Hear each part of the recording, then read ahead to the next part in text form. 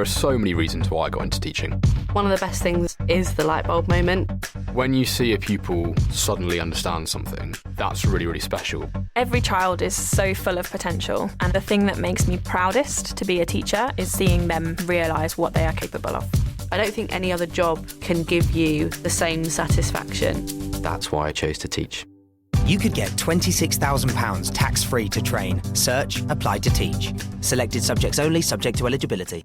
For the first time in 13 years, the co-hosts of Gamertag Radio are going to have the first live recording in front of an audience during PodFest 2018. This live recording event is free to attend February 9th, 2018 from 6 to 7 p.m. It's going to take place at PodFest Multimedia Expo 2018 in Orlando, Florida. See Paris, Pete, and Danny live at PodFest 2018. For more information, head over to gamertagradio.com or podfest.us.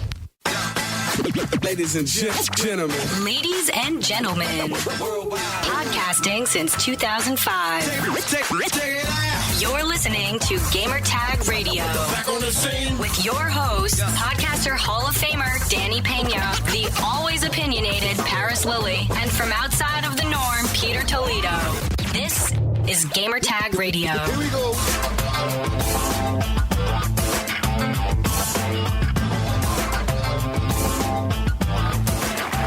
Hi, welcome to Gamertag Radio, episode 731. This is your host, Danny. And joining me this week, we have Pete in the house. Pete. What up? What up? What up? What up, man? What's going on with you, man?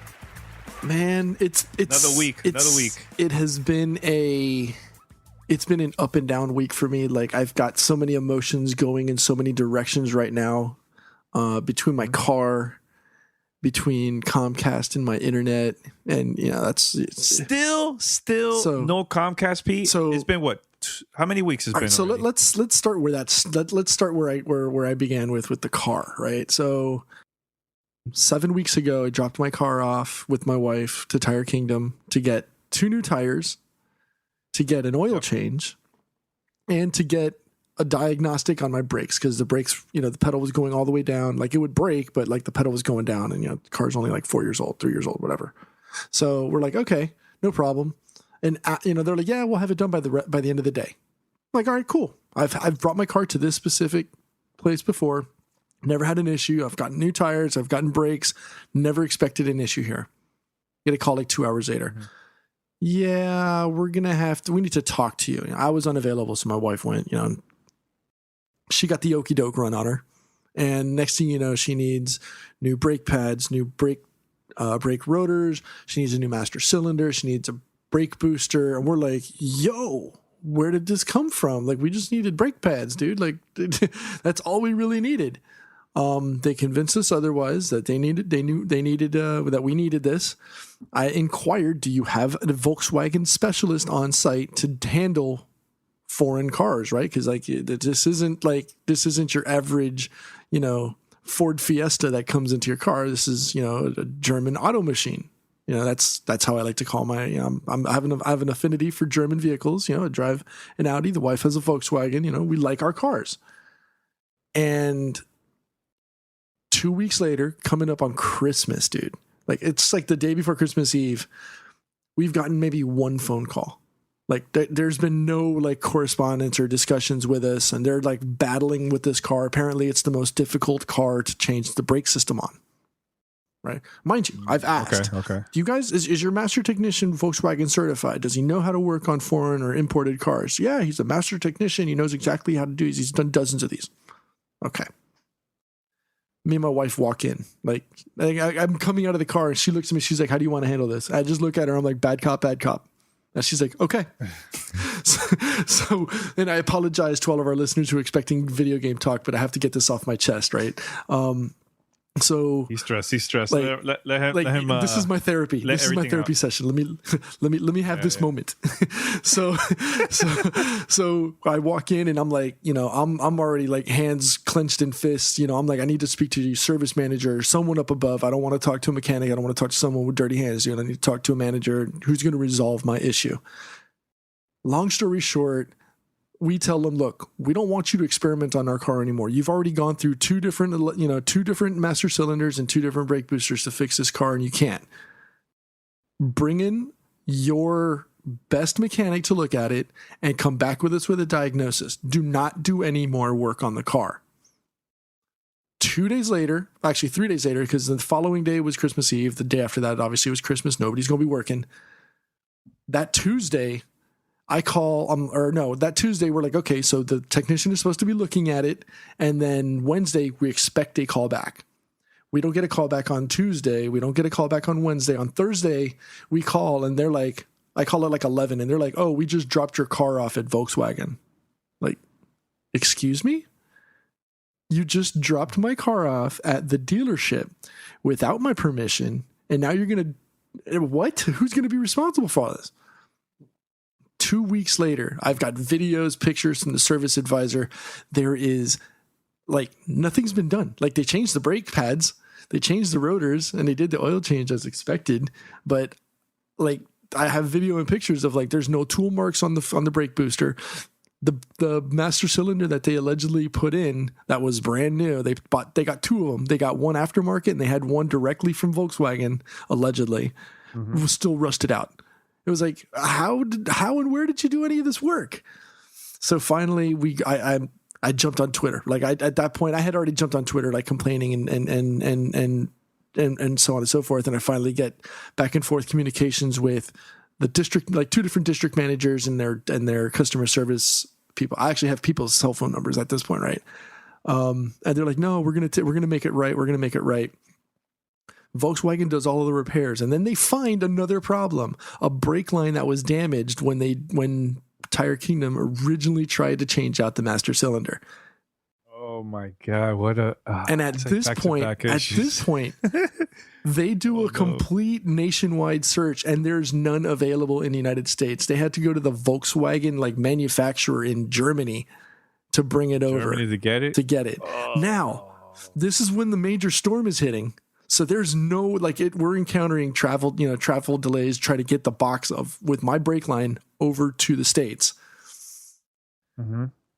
It finally arrived. It was supposed to arrive Monday. It got here Tuesday. Today is Wednesday. We have our car. 7 weeks. Now, I had a long discussion with the district. I was on the phone with like district managers for like 45 minutes. And I have to give them credit because they went above and beyond the duty to make sure that whatever pain I felt as a result, 2 rental cars, I did the math. We're talking $5,000 in total work between everything at Tire Kingdom and Volkswagen just to get my car back to the way it was, actually with working brakes now, right? And 2 new tires. And I paid $0. So that's good. So aside from the pain and distress of having to deal with, dealing without having my own personal car for one thing, and then having, going for weeks on end where, I've got to do double driving, or I've got to drive my wife to work, take my kids to school, take my son to work, take my son to school. It's been a hassle. And like, thankfully, Volkswagen has been there the entire time to help walk us through the whole process. But man, yeah, you don't want to go through that again. That's crazy, man. So if I've been extra salty, whether it's on social media or on the show, that's why. That's why. Yeah, but Paris is not going to be joining us this episode, but he's going to be joining us the next one, and hopefully on Sunday. If you want to watch us live on Twitch, we're going to be there also, and don't miss it. All right, head over to gamertagradio.com. Put your comments and feedback. You can also find us on Spotify, iTunes. Well, not iTunes. I got to get used to this. Apple Podcasts, Stitcher, TuneIn Radio, and other podcast directories. Make sure to go out there and find us, share it, subscribe, post a review, whatever you can. Spread the word. It will help us out big time here to promote GTR. By the way, February 25th, it's official. We're going to release our documentary called the Gamertag Radio documentary, the 25th of next month, 8 p.m. Eastern Standard Time, 5 p.m. Pacific, live on Twitch. Watch it live. I want everybody to be there, talk to the community and everything. And after that, we're also going to have it available on YouTube, So you could also watch it if you want to there, or if you want to share it to other friends, family members. Here's the thing: you don't need to be a gamer. You don't need to be a podcast listener. Doesn't matter. Fan of gaming, not a fan of gaming. This is like a great documentary, and I can't wait. Truly, I can't wait for this to come out next month. But this is totally free, and it's a gift from us to you. The GTR community have been supporting us throughout the 13 years. So I can't wait for everybody to watch it finally, man. All right. Also, February 9th, we're going to have a live podcast show, a live podcast recording in Orlando, Florida during the PodFest conference. Make sure to go to podfest.us for more information. If you plan to go over there, make sure to hit us up, fanmail@gamertagradio.com, or hit me up directly, Twitter, Facebook, Instagram. I'm everywhere. Just hit me up, and I'll give you more details about that. We're planning to record live 6:30 p.m. So if you can, get there a little early, get your seats, and enjoy the show. It's going to be a lot of fun. Send us your feedback or questions. Give us a call at 786-273-7GTR. Email us at fanmail@gamertagradio.com or leave a message on speakpipe.com/gamertagradio. Let's talk about this big, huge announcement from Microsoft. In the past, I think the past few months, I've been noticing that Phil Spencer been hinting here and there about services. He talked about Game Pass a couple of times. He said that he always wanted to convert Game Pass similar to Netflix, where in the future they probably will have like exclusive games, episodic games. For example, let's make believe a short game like a Telltale game like that, right? Episodic, only exclusive there. And for those that don't know about Game Pass, is a service for Xbox that you could pay $10 a month, and you could download the games, unlimited games. There's like over 100 games there, and you could play it. Once you're done, you go to the next one, and so on. Now, the announcement that they have a couple of days ago was that starting with this game, Sea of Thieves, that's coming out March 20th, that game is also going to be available day one for subscribers. That's part of the Game Pass service. And after that, Crackdown, State of Decay, also future games like Gears of War, Forza, Halo on day one. Now, you don't need to go to the store and buy it. That's optional. If you want to go do that, you could do that. Perfect. Or stick with the service, pay $9.99, and you get it on day one like everybody else. You just download it, and that's it. I think this is a huge game changer, because usually we always get these old games, right? For PlayStation Now, also Xbox Game Pass. We've never thought in a million years that companies are going to start adding now new games to the service. But I think by them making this move, and then maybe in the future adding exclusive content, dude, I'm going to sign up for Game Pass. Why would I buy a $60 game? I think this is going to be the future. I think this is a huge game changer. And at the same time, I wonder what's going to happen with GameStop now after this and the other retail stores. I don't think anything is going to happen with GameStop, because think about it. They've already even announced that they're going to have an agreement to do a 6-month pass for $60 with GameStop. So I don't think this puts GameStop out of business, because you're always going to have that brick and mortar support, right? You're always going to have that store where you want to go in and buy, because there's that part of, the consumer that wants to hold that tangible item in their hands when they pay $60. Mm-hmm. Not everybody is aboard the all digital train. I am. I know you are. I know Paris is. But not everybody is. We are the outliers. There are people who still say that if I pay $60, I want something physical. They haven't transitioned over to the full services model. I agree. I think this is a great opportunity for Microsoft. And if you're a consumer with an Xbox, it behooves you to pay $10 a month, Yes, at $120 a year. If you look at it from the big number perspective, looks and sounds a little more, difficult to swallow. But when you think about $10 a month, you're getting access to a large category or catalog of games, and you have access to every first party title that's going to come out from Microsoft. If you know that those are titles that you're going to pick up, it's a no-brainer to grab. My only question to this release is, does this extend to PC as well? Yes. All right, so I was checking out a couple of YouTube videos today, and there was one YouTuber that he also has Game Pass. He downloaded Gears of War for the Xbox One. He also downloaded it on his PC. So, I'm talking about like the Game Pass. Does that work? Like if I wanted to jump on a State of Decay 2 on PC, could I do that? Yes. The only games that Xbox play anywhere. If it's like an older game that is not playable for PC, then it's not going to work. Only games like Forza, Quantum Break, Gears of War, Halo, and so on. You could do that and play on the PC. I think that's a game changer. And thinking about it too, let's say a brand new game comes out. Maybe some of us are hype, not a lot of us maybe are not hype about the game. But if you're paying $10 a month, you will download this because you're just curious. You have nothing to lose. You just download it. And I think that's a perfect way to play now with more people on all these games that comes out, because you're part of the service. You're paying $10. You could download it. You don't like it, delete it. Download something else. I think, dude, honestly, man, this is the future, I think, in my opinion, man, because this is going to be like Netflix. They're going to invest a lot of money into games, get some exclusive games, some exclusive titles, maybe add some indie games there, some third party. Who knows? I think this is a huge game changer, man. I think this is a positive move.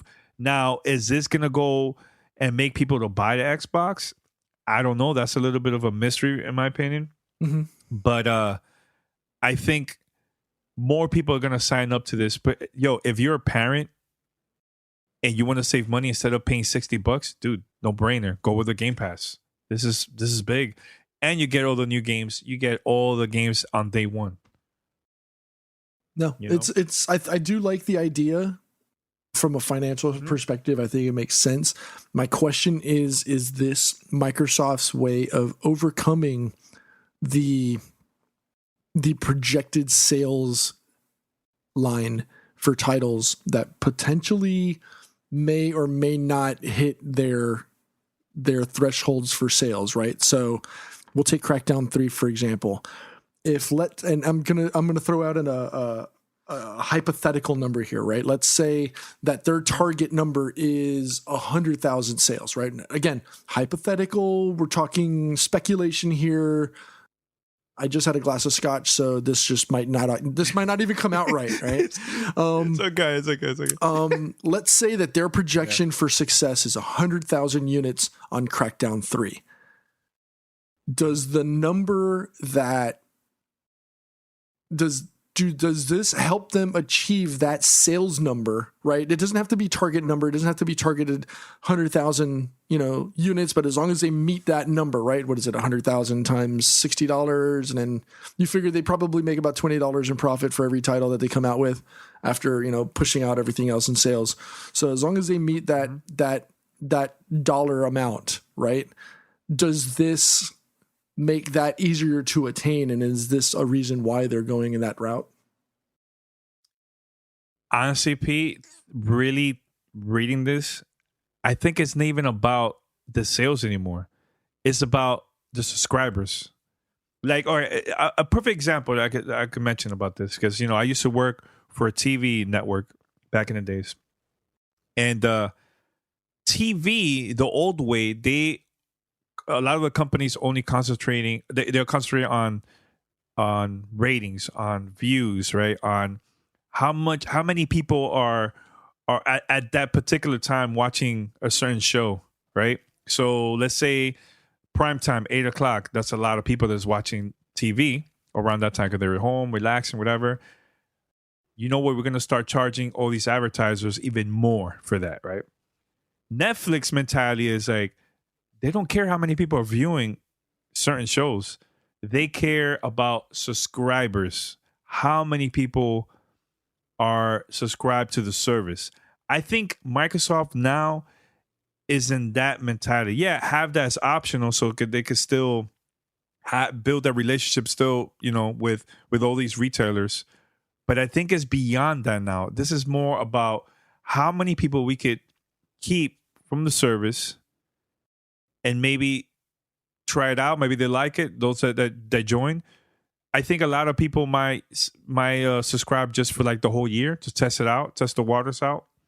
If you're not a part of the service, you go buy you buy the game at the store or digitally online, and it's a win no matter what.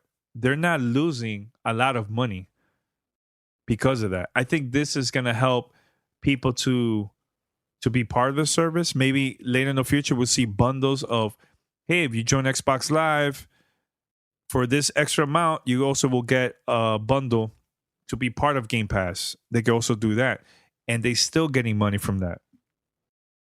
And maybe certain games, of course, is probably going to have some microtransactions. I think that is possible too. Well, also have to understand. And I think the Netflix comparison works and it doesn't, right? Because at the end of the day, like Netflix is still $20 million in debt. At the end of the day, was it 20 million or 20 billion or something like that? Yeah, it's $20 billion in debt. So that every company's in the debt. Model. The model I get, that's what you want to do because the money that they're making, from a subscription and plus their Xbox Live. So you're thinking, okay, $60 for Xbox Live plus an extra $10 a month, or $120 a year and 60. You're figuring $180 in subscription fees to Microsoft in total for you to be able to access their Xbox Live marketplace and that whole infrastructure plus the Game Pass. So at the end of and a $500 console. So now you're talking $500 plus $180. That first year, you're talking almost $700 to walk in the door, right? So that's a steep dollar amount that you need to try to navigate through customers' wallets and bank accounts, because that's a lot of money to divvy up. Now, I get it that it's the price of entry to get into gaming. Gaming isn't a cheap environment, regardless of whether you're playing on a Nintendo Switch, that's still $300, or you're playing on a console, which is about $400 to $500. You're playing on a $1,000 PC and up, and obviously we know that price can go very, very sky high when you're talking about PC gaming. So it's not like this is a cheap entry for things. I mean, it's getting to the point now where it's a premium hobby, right?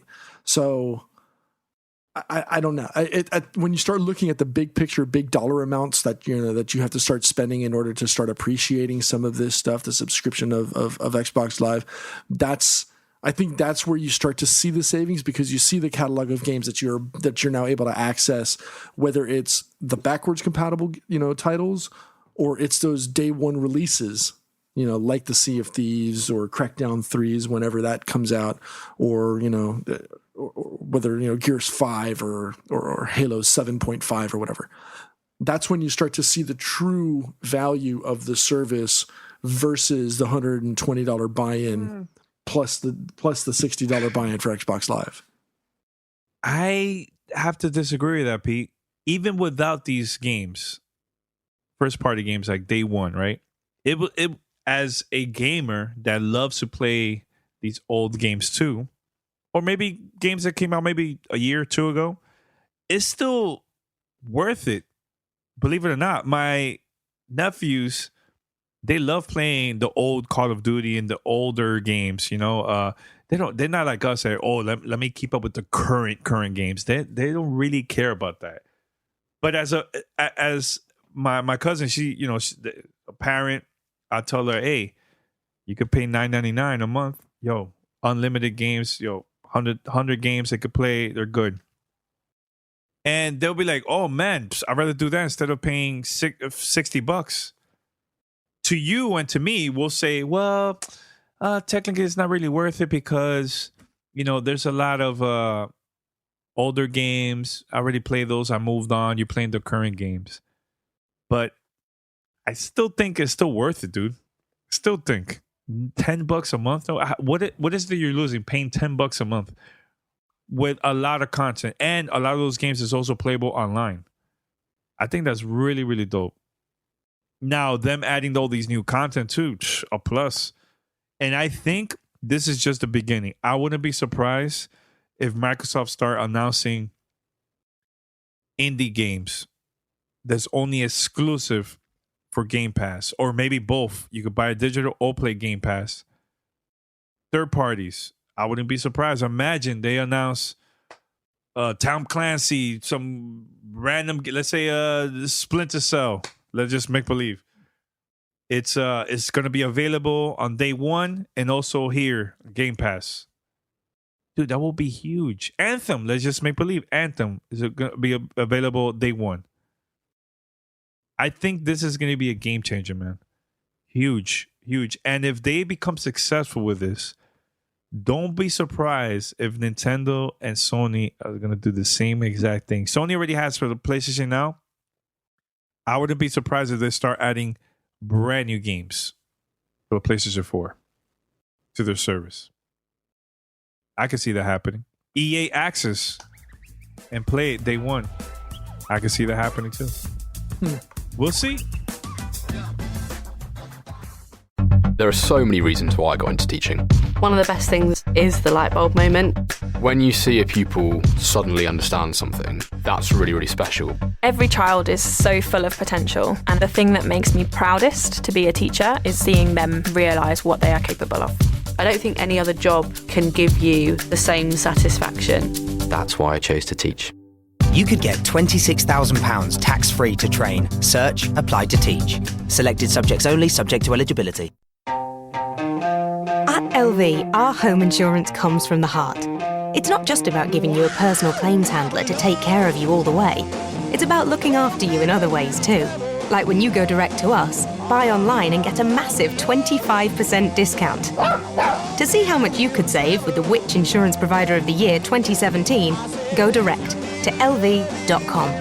Online discount for new customers only, excludes home emergency and home legal expenses. You're listening to Gamertag Radio.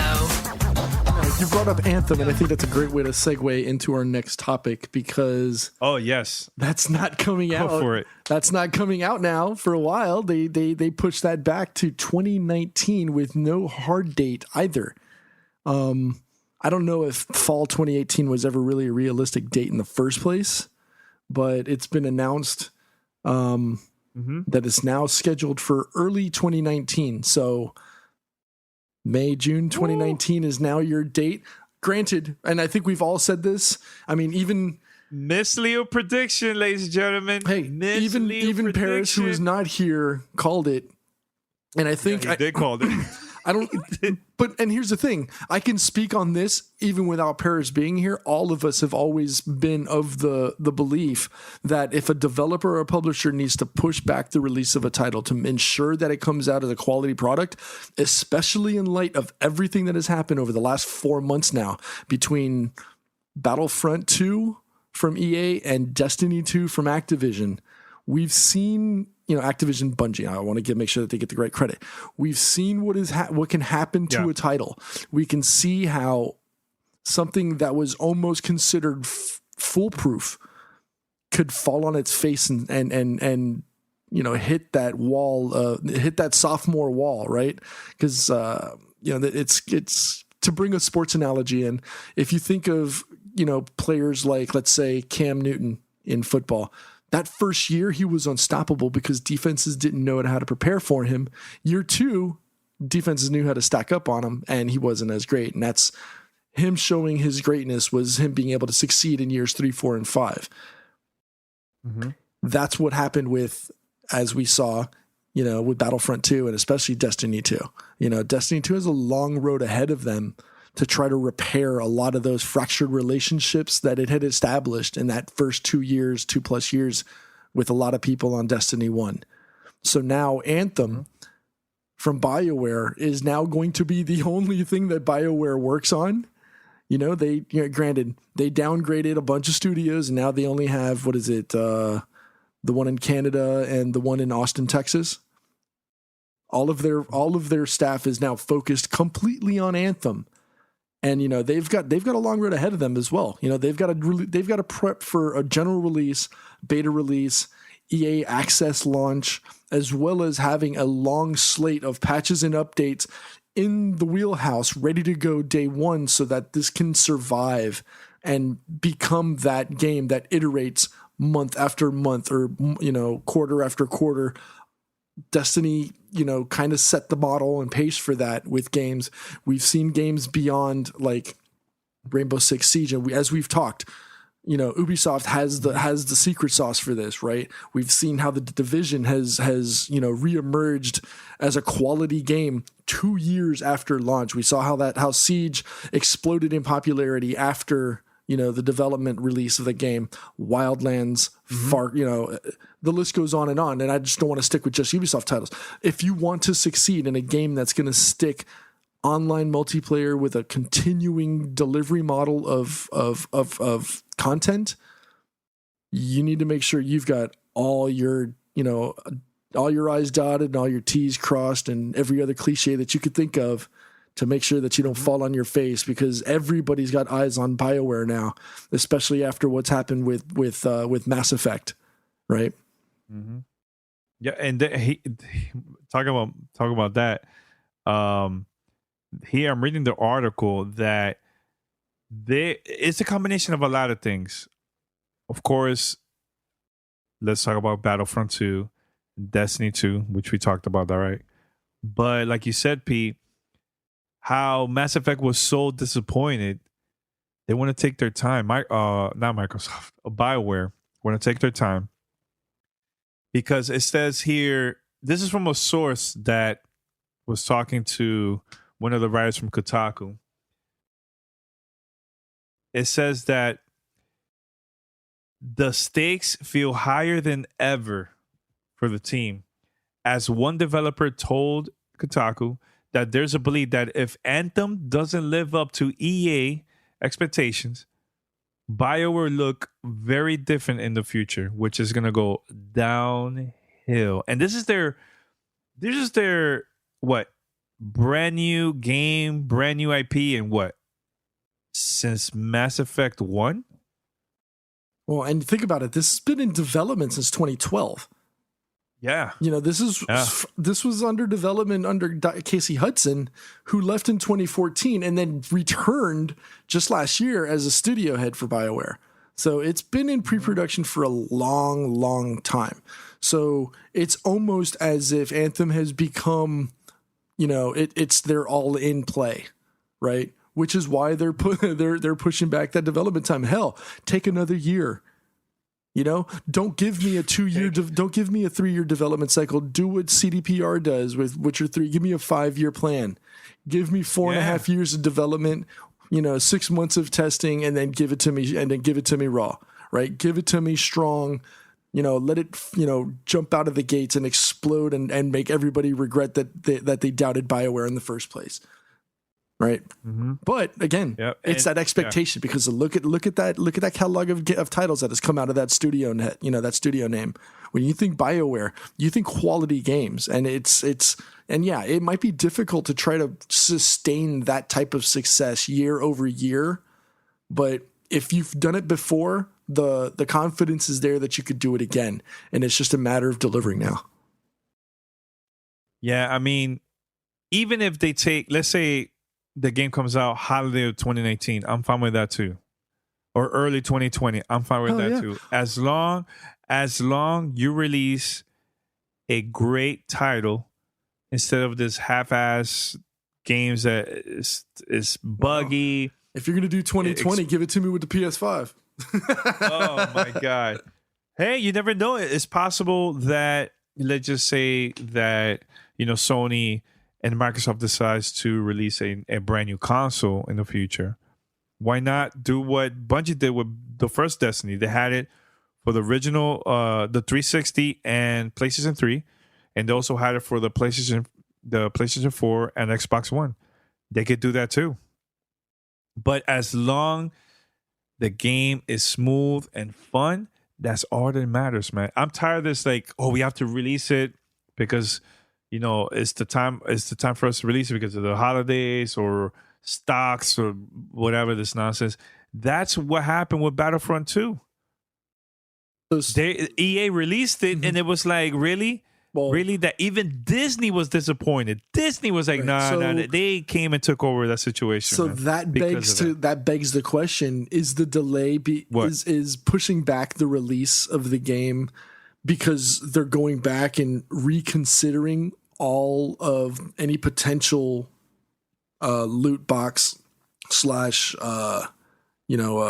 it pay to win or any of microtransaction opportunities within the game? Are they pushing that back because now they have to reconsider that and be like, You know what? I think they do have some microtransaction. I think they do. They're probably making a lot of changes through that. But also, besides that, Pete, maybe there's stuff in the game that is not exactly how the trailer they showed us. The game looks beautiful, right? But even let's talk about God of War, for example. Do you remember the first time we got to see God of War, the original trailer? We were there at the E3 press conference of PlayStation, whatever. We were like, oh man, this looks tight. The game, does not look like that now. Totally different. That's why sometimes us as fans, we got to control ourselves because we can't. I don't want people to be gassed up thinking, oh my God, that's the game. Most of the time, it's not like that. What was the game from Ubisoft a couple years ago that our mind was blown when we saw it at E3 at their press conference? The hacking game. Watch Dogs? Watch Dogs. Remember the first trailer we watched from Watch Dogs? It was amazing. It was like groundbreaking. I was like, oh my God, it looks amazing. The game does not look like that at all. E3 trailers is totally different from retailers, man. The retail game. Totally different. So, take their time. I really could care less. Take your time. Once the game is done and ready, let's do it. Hey, Cyberpunk. Actually. Perfect example of Cyberpunk. Yeah. Well, if anything, I say put your work in it, and when you think it's ready, take a step back and reconsider and think about it long and hard and then release it. Like, make sure that you're considerably like on the boat of, we are far beyond the ready button. Like let's go. Like, we could go yesterday.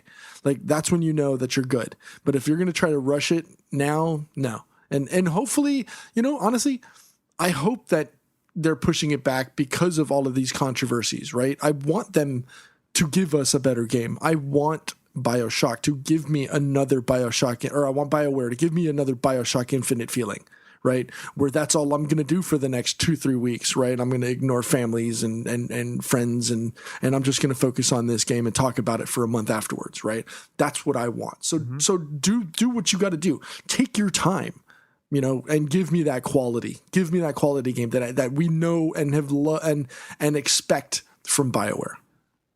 Mm-hmm. Yeah, exactly. All right, Pete, 420, man. 420. Hey. No, I don't smoke. I don't smoke. But 420, there's a couple of things coming on that day. There's the Nintendo Labo. For those that are celebrating 420 and they want to build stuff, you could play that. You're a dork. Or it's all good. But also, PlayStation announced that the new God of War game comes out at 420. Pete, honestly speaking, are you excited for God of War? I don't know. Why is that? I just... The game looks amazing, dude. Oh, I'm not going to deny it. I will not deny that. I just don't have that established history with Kratos. It looked beautiful while playing it.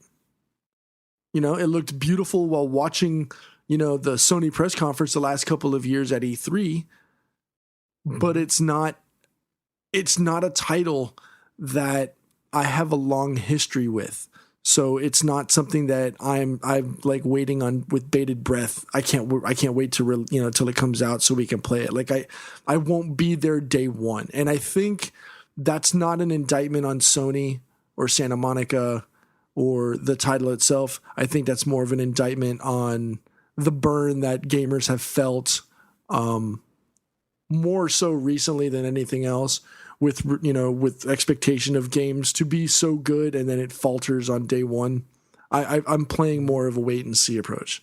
Not to say it's not going to be good. It's fair, but I'm kind of holding my breath for almost every title that comes out just because of the burn that we've all felt. I don't blame you, man. I don't blame you. I'm excited because, you know, I play a lot of the older God of War games, and I feel like this one is going to feel a little bit different than the other ones. But it's like a good vibe, good things. Story looks interesting. I'm definitely going to get it. I think I want to try this out once it comes out on 420. Yeah, I'm definitely going to do that. I'm definitely going to try it out for sure. I'm excited. I think it's going to be a good game, man. And the good thing that the developers been, Santa Monica, have been taking their time with this one. Because the worst thing is when company rush things, man. Every 2 years, same game, or every year it's the same game. I don't know. Take your time. It's been a while that we haven't played a God of War game, and I think this is the one. This is the one, man. And this is the first PlayStation 4 true next-gen God of War game. I'm very excited. No, we have no doubt that it's going to be beautiful. I mean, the press conference that we saw at E3 was allegedly on a PS4 Pro. So we know how good it can look. We all know the story. We all know the series. We all know the gameplay of it. So we know it's going to be quality. You know, I just want to see. Yeah. I'm reserving judgment until after it comes out. Let's put it that way. Okay. For those that are listening, let us know. Are you excited for the God of War game? Let us know.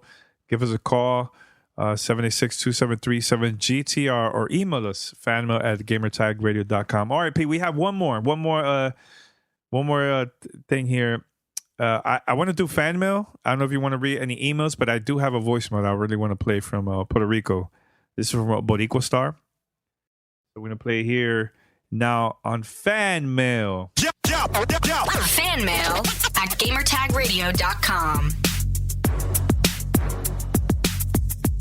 Hey, Gamertag Radio crew. This is Boricua Star from Puerto Rico. I was crazy, to call, and, since this situation in Puerto Rico is still bad, I feel like it's like 50% that we don't have electricity. But I just want to thank you guys. Every time I hear you guys, I take my mind off. It's been almost like 4 or 5 months without electricity in my house, so it's kind of crazy. But I believe this month, probably entering February, I will have. I just want to ask you, since you were talking about consoles, what peripherals you bought that you regret? Like, for example, I had a Power Glove, and man, that thing never work. I used to have I said, like, I'm not gonna use the glove. I'm just gonna use the D-pad with the buttons that was built in the forearm. And I remember the Tony Hawk Ride, which it was like a gimmick. It came with a skateboard, and those are two that are on top of my mind that I just regret buying. So peripherals that you regret, that the old guys regret buying. And hope to hear from you soon, guys. So take care, okay? Much love. Boricua Star signing out. Hey, man, I'm going to stick with the answer that I gave you last week, man. That Nintendo with the robot, that crappy robot was trash, man. It never worked. And I begged and pleaded my wife, or not my wife, I begged and pleaded my parents to get that for me. And they got it for me, and it was trash. So yeah, I think that Nintendo ROB is gonna it's gonna haunt me for the rest of my life. Was it Robotic something buddy or something like that? I don't know. It never worked, and it wasn't good. So let's be real, man. That Power Glove was pretty like hype, and it was whack. It was like a waste of money on that. I remember watching the movie The Wizard back in the days, and one of the kids would start playing the Power Glove. He got it from his pack. I know it was like a luggage or a box. I can't remember. It was so long ago. He started playing it, and you hear that music in the background, like intense, like, yo, this guy's a pro gamer. Look at this. And I was like, man, that looks dope. Like that Power Glove was garbage. Straight up garbage. I remember playing it, like, it was so weak. But peripherals, I mean, do you think 32X is a peripheral? That was like an adapter for the Sega Genesis. It wasn't technically a console. No? I don't know. That's a peripheral, I think, man. I put 32X up there, man. I don't know. I might have to disagree with that, dude. Like, I loved my 32X. It wasn't a console. Wait, you liked the 32X? I did. Pete, man, that it was like for a normal consumer that doesn't know much about like gaming. They'll go there. They were like, "What is this?"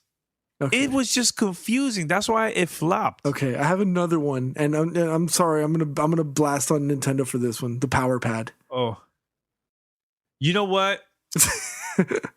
Hold on. I think I have to put it up there too, man. I think at the moment it was fun. At the moment, right? Playing track and field, right? But it was like, really, what else? Like, So there's got to be more, right? First, there was the Game Gear TV tuner. We talked about that last week. The the Donkey Kong bongos. No, that was pretty fun. I mean, that was the only game that you could... That's a stretch, dude. That's a stretch. Come on, let's be real. What about the Resident Evil 4 chainsaw controller? Which one? The Resident Evil 4 chainsaw controller. Waste of money. Seriously, whoever bought that, that was a waste of money. Come on, guys. Come on, that was a waste. Come on, you're asking about the worst peripherals of all time, and those are the ones that come to my mind. Oh, what about this one? And I had this one in Dominican Republic because, I had like a business over there, so I was always buying like new things. Super Scope for the gun. The gun.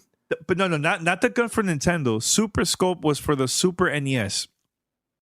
The game that came with it, I can't remember the name of the game. Let me look it up. There was a game that came with it. It's kind of like that was like robots, and you use it and you shoot them and everything. That's it. That was like a waste of money. That was just straight up a waste of money. The thing is with the Zapper, the NES Zapper, that one came with a console, so it's not like you are actually well, I think at first you could buy that separate the early days, but then there was a time that they had as a bundle. So when I got my first Nintendo, it was like that as a bundle. I had Mario and I also had Duck Hunt, and it came with the gun. And I would use it and shoot and play like with my family. Okay, it was all right, but that's it, But another one too, Pete, and I'm going to call out Pete for this. I'm going to call you out, Pete. Oh no, that Tony Hawk game, that skateboarding game that came with a skateboard, dude. That was a disaster. I remember Activision sending us that. And I played it, and I'm like, yo, this is garbage. You're like, hey, can I try it out? Yeah, sure. He actually liked it. I'm coming from a skater, like, coming from a former skater. Yes, I liked it. $100. Not worth it. Not worth it for $100. Come on, please. Well, hey, they're not the only way. Hey, so, and I apologize, all the Nintendo lovers, for if I'm continuing to bash on Nintendo for this. The Roll and Rocker. Yeah. The Rolling Rock from Nintendo. It was like a third party product for the NES. It was like a flat panel with a half of a ball on the bottom that you would use. It was kind of like a balancing board. Okay, I'm listening. No, that's about it. That's the only good part about it. It was like that's about it. All right. Well, there was a lot of other ones. What man. about the Xbox HD DVD player? You know what? That was a waste of money. That was one of the first gifts I got from my wife. Like when we were first dating, like she got me that and like 5 movies and like it was like, and then like she got it for me. Heroes the Season HD. No, it's like she got it. She got me like King Kong the movie, a whole bunch of other things, and then like 2 months later, like Sony, like everybody was like, okay, yeah, Sony won the HD war. We're going to Blu. Everybody's going to Blu-ray. And I looked at it. I looked at my wife, and she's like, sorry. Yeah, that was pretty bad. You know what? I enjoyed Guitar Hero and the Rock Band era. I really enjoy that, but the problem I was having after a while, I had too many guitars, too many drums, too many mics. I personally think that Guitar Hero was good with the guitars. I was not a fan when they started using like the mics and the drums. I was not a fan of that. I think Rock Band did a better job with that, in my opinion. I disagree. I like the Guitar Hero guitar better. I'm talking about the drums, Pete, and the mic. I don't know if I ever played. Not the guitar. I don't know if I ever got. Did I ever play the drums on the Rock Band? Yes, yeah, I did. You remember? Because I broke everybody. Didn't you have the Guitar Hero Metallica? Yes. There you go. I remember that. Remember years ago? We're gonna wrap it up pretty soon. But remember years ago, Nintendo was planning to release I think this was for the Wii era, where it was like a sensor, I think it was. You put your finger in there, and it detects your heartbeat. But they never released it. They like canceled it behind the scenes. Do you remember what I'm talking about? No, but I could see that. I could see that working in conjunction with like Wii Fitness. Trying to measure your heart rate if you're doing exercise and stuff like that. So I could see where that would come in play. Yeah, that was... Oh, man, the Wii Pad. Guys, come on, man. The Wii Pad. I think... All right. I think the reason why we mention a lot of Nintendo is because Nintendo likes to take a lot of risk. Some is successful. Some is just like, wow, this was like a truly waste of money. But it's good. I think in this industry, it's good for companies to experiment, even if it's a failure. It's like how Microsoft, everybody's talking about like Kinect. I think... that was a decent experiment. It worked for a lot of things, and it didn't work for other things. Like for gaming, I think the one of the best experiences I had playing Mass Effect with Kinect, that I'm saying the choices that I want.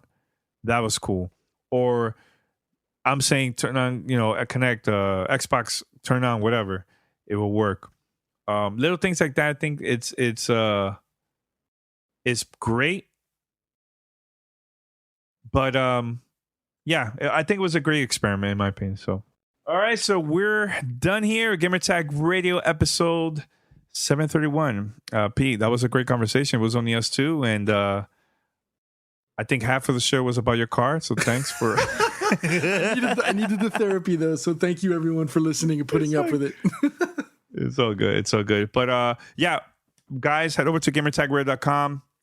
Subscribe, listen to the show, even the past episodes, download the past older content, and spread the word. Mention to people about it. And if you can, subscribe to like Apple Podcasts, Spotify, TuneIn Radio, Stitcher, and other podcast directories. We need your support. Remember, February 25th, on our 13th birthday of GTR, we're releasing the Gamertag Radio documentary totally free as a thank you to the community for all the support that we're getting throughout the 13 years. That's going to be a lot of fun. And if you're in Orlando or planning to drive to Orlando, live close to the Orlando area, make sure to go. The whole Gamertag Radio crew is going to be there. Paris is flying from all the way from California. Pete is driving. It's not that far. I think Pete is the closest to Orlando than everybody else.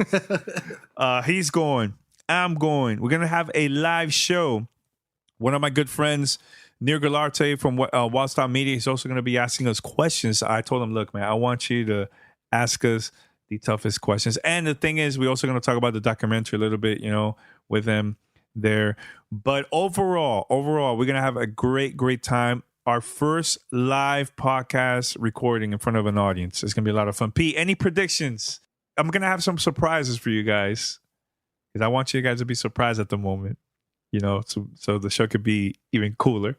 But any predictions, any vibes about the live recording? There will be giveaways.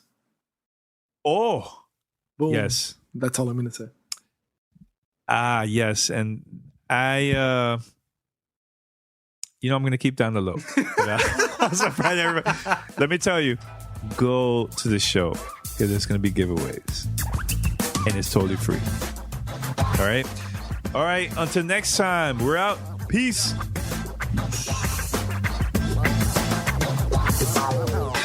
Thanks for listening to Gamertag Radio. Be sure to like us on Facebook and follow us on Twitter. Gamertag Radio is on radio.com. You can now watch Gamertag Radio live on Twitch. Get all the latest news and coverage related to the gaming industry. Join hosts Danny Pena, Paris Lilly, and Peter Toledo. Don't miss the crew record the podcast live Sundays, 9:30 a.m. Eastern Standard Time, or Wednesdays, 9:30 p.m. Eastern Standard Time. Get involved with the conversation, send us questions, and be part of the show. Gamertag Radio. Follow us, twitch.tv/Gamertag Radio.